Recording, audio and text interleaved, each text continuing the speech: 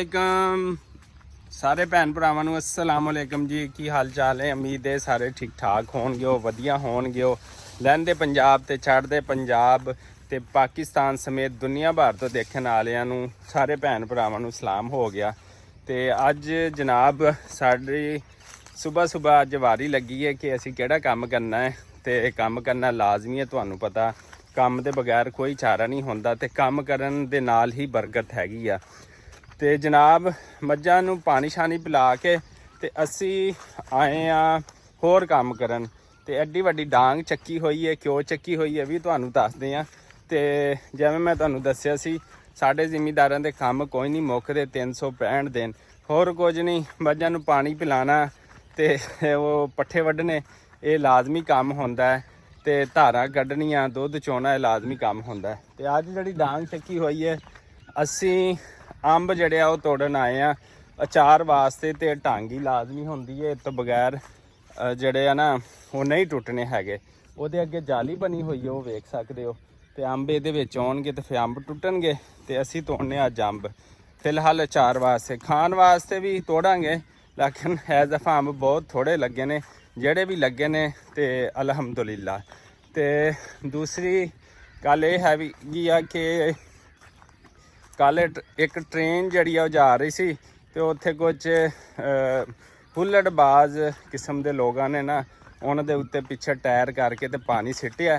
ਤੇ ਜੇ ਅਗਰ ਉਹਨਾਂ ਨੇ ਕੰਮ ਚੰਗਾ ਕੀਤਾ ਹੁੰਦਾ ਤੇ ਉਹਨਾਂ ਦੀ ਤਾਰੀਫ ਹੁੰਦੀ, ਲੇਕਿਨ ਉਹਨਾਂ ਨੇ ਕੰਮ ਹੀ ਉਲਟਾ ਕੀਤਾ। ਫਿਰ ਉਹਨਾਂ ਨੇ ਛਿੱਤਰ ਵੀ ਖਾਦੇ ਤੇ ਮਾਰ ਵੀ ਖਾਦੀ ਕਿ ਅਸੀਂ ਜਿਹੜਾ ਨਾ ਉਹਨੂੰ ਕੀ ਕਹਿੰਦੇ ਕੰਮ ਇਹੋ ਜਿਹੀ ਕਰਨੇ। ਜੇ ਉਹੀ ਤੁਸੀਂ ਉਹ ਮੁਸਾਫਰਾਂ ਨੂੰ ਠੰਡੇ ਪਾਣੀ ਦੀਆਂ ਬੋਤਲਾਂ ਭਰ ਕੇ ਤੇ ਉਹ ਦਿੱਤੀਆਂ ਹੁੰਦੀਆਂ, ਸਵਾਬ ਦਾ ਕੰਮ ਵੀ, ਆਪਣੀ ਇੱਜ਼ਤ ਵੀ ਤੇ ਵਾਲਦੈਨ ਦੀ ਇੱਜ਼ਤ ਵੀ। ਤੇ ਉਹਨਾਂ ਨੇ ਜਨਾਬ ਇਹ ਕੀਤਾ ਕਿ ਉਹਨਾਂ ਨੇ ਟਾਇਰ ਪਿੱਛੇ ਕਰਕੇ ਮੋਟਰਸਾਈਕਲ ਦਾ, ਪੁੱਲ ਸੀਗਾ ਨੀਵਾਂ, ਤੇ ਜਿਵੇਂ ਟ੍ਰੇਨ ਗੁਜ਼ਰੀ ਤੇ ਉਹਨਾਂ ਦੇ ਉੱਤੇ ਪਾਣੀ ਪਾਉਂਦੇ ਰਹੇ ਤੇ ਫਿਰ ਉਹਨਾਂ ਨੇ ਲਿੱਥ ਕੇ ਉਹਨਾਂ ਨੂੰ ਮਾਰਿਆ। ਤੇ ਇਸ ਲਈ ਕਹਿੰਦੇ ਨੇ ਕੰਮ ਉਹ ਕਰੋ ਜਿਹੜਾ ਚੰਗਾ ਹੋਵੇ, ਤੁਹਾਡੀ ਵੀ ਤਾਰੀਫ ਹੋਵੇ, ਵਾਲਦੈਨ ਦੀ ਵੀ ਹੋਵੇ ਤੇ ਜ਼ਮਾਨਾ ਵੀ ਤੁਹਾਨੂੰ ਚੰਗਾ ਕਵੇ। ਬਹਰਹਾਲ ਅਸੀਂ ਪਹੁੰਚ ਗਏ ਆਪਣੇ ਅੰਬ ਕੋਲ। ਢਾਂਗੀ ਲੈ ਕੇ ਅੰਬ ਤੋੜਦੇ ਆ ਜਨਾਬ। ਟੋਕਰਾ ਸਾਡੇ ਕੋਲ ਆ ਗਿਆ ਤੇ ਭਤੀਜਾ ਮੇਰਾ ਵੀ ਨਾਲ ਆ ਗਿਆ। ਅੰਬ ਉਹ ਵੇਖੋ ਜੀ, ਹੁਣ ਅਸੀਂ ਤੋੜਨੇ ਅੰਬ, ਇਹ ਵਾਲੇ ਅੰਬ ਤੋੜਨੇ ਆ। ਉਹ ਥੱਲੇ ਸੁੱਟੀ ਜਾਂਦਾ ਸਾਰੇ, ਉੱਤੇ ਚੜ੍ਹ ਉੱਤੇ ਅੰਬ ਦੇ ਉੱਤੇ ਚੜ੍ਹਨਾ ਪਏਗਾ ਸਾਨੂੰ। ਤੇ ਫਿਰ ਜਾ ਕੇ ਇੱਥੋਂ ਅੰਬ ਤੋਂ ਚੜ੍ਹਦੇ ਆ ਤੇ ਫਿਰ ਜਾ ਕੇ ਉਹ ਅੰਬ ਟੁੱਟਣੇ ਹੈ ਨੇ। ਇਹ ਅੰਬ ਤੋੜਨ ਆਇਆ, ਇੰਨੇ ਕੁ ਟੁੱਟੇ ਆ ਤੇ ਹਾਲੇ ਉੱਤੇ ਚੜਿਆ ਖੜਾ ਤੇ ਉੱਤੋਂ ਚੜ੍ਹ ਕੇ ਜਿਹੜਾ ਨਾ ਅੰਬ ਤੋੜਦਾ ਪਿਆ ਹੈਗਾ। ਤੇ ਅੰਬ ਤੋੜਨੇ ਖਾਣੇ ਜਿਹੜੇ ਸੌਖੇ ਨਹੀਂ ਹੈਗੇ, ਬੜੀ ਮਿਹਨਤ ਕਰਨੀ ਪੈਂਦੀ ਹੈ ਅਚਾਰ ਪਾਉਣ ਵਾਸਤੇ ਵੀ। ਤੇ ਇਹ ਦੇਖੋ ਮਾਸ਼ਾਅੱਲਾ ਨਾਲ ਇਹ ਅੰਬ ਆ ਗਏ ਨੇ ਜਾਲ ਦੇ ਵਿੱਚ, ਠੀਕ ਹੈ ਨਾ। ਇਹ ਦੇਖੋ ਇਸ ਤਰ੍ਹਾਂ ਕਰਕੇ ਅੰਬ ਟੁੱਟਦੇ ਨੇ ਤੇ ਹੁਣ ਅਸੀਂ ਜਿਹੜਾ ਨਾ ਟੋਕਰੀ 'ਚ ਜਿਹੜਾ ਪਾਈ ਜਾਂਦੇ ਨੇ ਅਲਹਮਦੁਲਿਲਾ ਨਾਲ।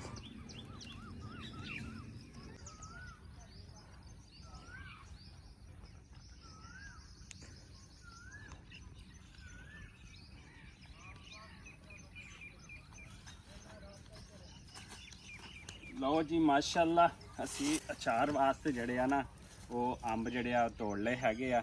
ਤੇ ਹੁਣ ਅਸੀਂ ਇਹਨਾਂ ਨੂੰ ਇੱਥੇ ਧੋਵਾਂਗੇ ਟਿਊਬਵੈੱਲ ਤੇ।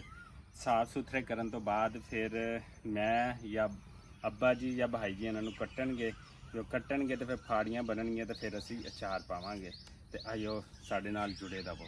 ਅੱਛਾ ਜਨਾਬੇ ਵਾਲਾ, ਅਸੀਂ ਪਹੁੰਚ ਗਏ ਸੀ ਟਿਊਬਵੈੱਲ ਦੇ ਉੱਤੇ ਕਿਉਂਕਿ ਅਸੀਂ ਅੰਬ ਧੋਣੇ ਸੀ। ਅੰਬ ਅਸੀਂ ਸਾਫ਼ ਸੁਥਰੇ ਕਰ ਲੈਣੇ ਅਲਹਮਦੁਲਿਲਾ। ਸਾਹਮਣੇ ਵੇਖਦੇ ਪਏ ਹੋਣਗੇ ਉਹ ਟਿਊਬਵੈੱਲ ਚੱਲਿਆ ਸੀਗਾ। ਸਾਡਾ ਟਿਊਬਵੈੱਲ ਹੈਗਾ ਸੋਲਰ ਪਲੇਟਾਂ ਦੇ ਉੱਤੇ ਤੇ ਟਿਊਬਵੈੱਲ ਚੱਲਿਆ ਸੀ ਅਲਹਮਦੁਲਿਲਾ। ਤੇ ਥੋੜ੍ਹੀ ਦੇਰ ਹੀ ਚੱਲਿਆ, ਉਹਦੀ ਵਜ੍ਹਾ ਸੀ ਕਿ ਪਹਿਲੇ ਧੁੱਪ ਨਿਕਲੀ ਹੋਈ ਸੀ। ਹੁਣ ਵੇਖ ਸਕਦੇ ਹੋ ਚਾਰ ਚੁਫੇਰੇ ਕਿ ਜਿਹੜਾ ਹੈ ਨਾ ਧੁੱਪ ਜਿਹੜੀ ਹੈ ਚਲੀ ਗਈ ਤੇ ਪਾਣੀ ਆਉਣਾ ਵੀ ਬੰਦ ਹੋ ਗਿਆ। ਤੇ ਆਹ ਦੇਖੋ ਮਾਸ਼ਾਅੱਲਾ ਨਾਲ ਅਸੀਂ ਅੰਬ ਜਿਹੜੇ ਸੀਗੇ ਤੇ ਉਹ ਅਸੀਂ ਸਾਫ਼ ਸੁਥਰੇ ਜਿਹੜੇ ਸੀ ਉਹ ਕਰ ਲਏ ਅਲਹਮਦੁਲਿਲਾ। ਤੇ ਹੁਣ ਅਸੀਂ ਇਹਨਾਂ ਨੂੰ ਲੈ ਜਾਵਾਂਗੇ ਤੇ ਫਿਰ ਜਿਹੜਾ ਇਹਨਾਂ ਦਾ ਅਸੀਂ ਅਚਾਰ ਪਾਵਾਂਗੇ ਅਲਹਮਦੁਲਿਲਾ।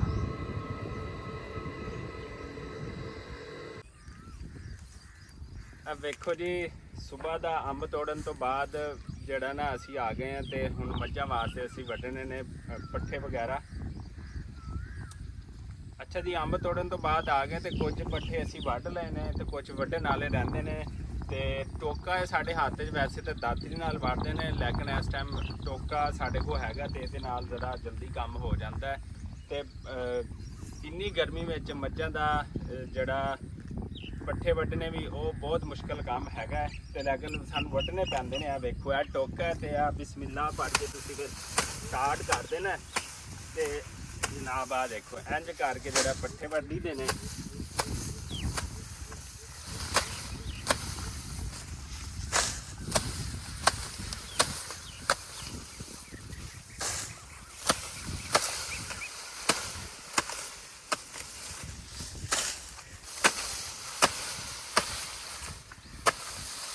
ਇਹ ਬੜਾ ਔਖਾ ਕੰਮ ਹੈ। ਸਿਰਫ ਦੁੱਧ ਪੀਣਾ ਕੋਈ ਨਹੀਂ ਸੌਖਾ। ਜਿਹੜਾ ਇੱਥੋਂ ਪਿੰਡਾਂ 'ਚ ਤਿਆਰ ਹੋ ਕੇ ਦੁੱਧ ਜਿਹੜਾ ਜਾਂਦਾ ਹੈ ਨਾ ਸ਼ਹਿਰਾਂ ਵਿੱਚ, ਤੇ ਉਹਦੇ ਪਿੱਛੇ ਬਹੁਤ ਲੰਬੀ ਸਟੋਰੀ ਹੁੰਦੀ ਹੈ ਤੇ ਬਹੁਤ ਲੰਬੀ ਮਿਹਨਤ ਹੁੰਦੀ ਹੈ। ਦਿਨ ਰਾਤ ਸਾਨੂੰ ਜ਼ਿਮੀਂਦਾਰਾਂ ਨੂੰ ਖਾਲਸ ਦੁੱਧ ਜਿਹੜਾ ਤਿਆਰ ਹੁੰਦਾ, ਜਿਹੜਾ ਸ਼ਹਿਰਾਂ ਤੱਕ ਜਾਂਦਾ ਹੈ ਤੇ ਅੱਗੇ ਜਾ ਕੇ ਜੋ ਮਰਜ਼ੀ ਹੋਵੇ, ਲੇਕਿਨ ਸਾਡੇ ਇੱਥੋਂ ਜ਼ਿਮੀਂਦਾਰ ਜਿਹੜੇ ਭਰਾ ਨੇ ਉਹ ਤੁਹਾਨੂੰ ਖਾਲਸ ਦੁੱਧ ਹੀ ਦਿੰਦੇ ਨੇ ਅਲਹਮਦੁਲਿਲਾ। ਤੇ ਕੁਝ ਚਾਰਾ ਵੱਢ ਲਿਆ ਅਸੀਂ ਤੇ ਇਸ ਤੋਂ ਬਾਅਦ ਅਸੀਂ ਆਪਣੇ ਰੇੜੇ ਦੇ ਉੱਤੇ ਲੱਦਾਂਗੇ ਤੇ ਘਰਾਂ ਨੂੰ ਲੈ ਕੇ ਜਾਵਾਂਗੇ।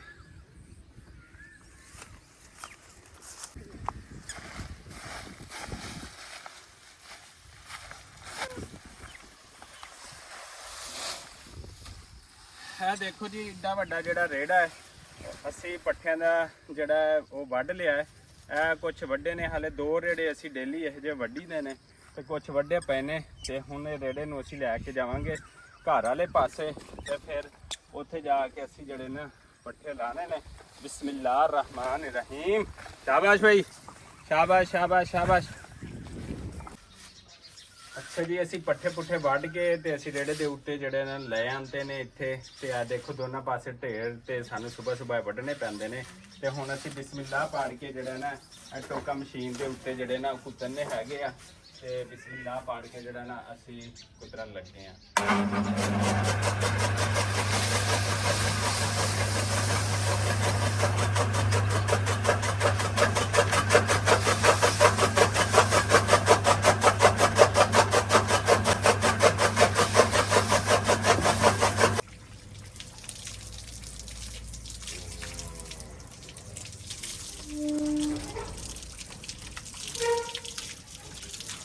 ਅੱਛਾ ਜੀ, ਇਹ ਵੇਖੋ ਅਲਹਮਦੁਲਿਲਾ ਅਸੀਂ ਪੱਠੇ ਟੁੱਕ ਲਏ ਨੇ। ਪੱਠੇ ਟੁੱਕਣ ਤੋਂ ਬਾਅਦ ਜਿਹੜਾ ਨਾ ਇਹਨਾਂ ਨੂੰ ਸਵੇਰ ਨਵਾਉਣਾ ਪੈਂਦਾ ਤਾਂ ਕਿ ਇਹਨਾਂ ਦੀ ਦੁਪਹਿਰ ਜਿਹੜੀ ਆ ਅੱਛੀ ਗੁਜ਼ਰੇ।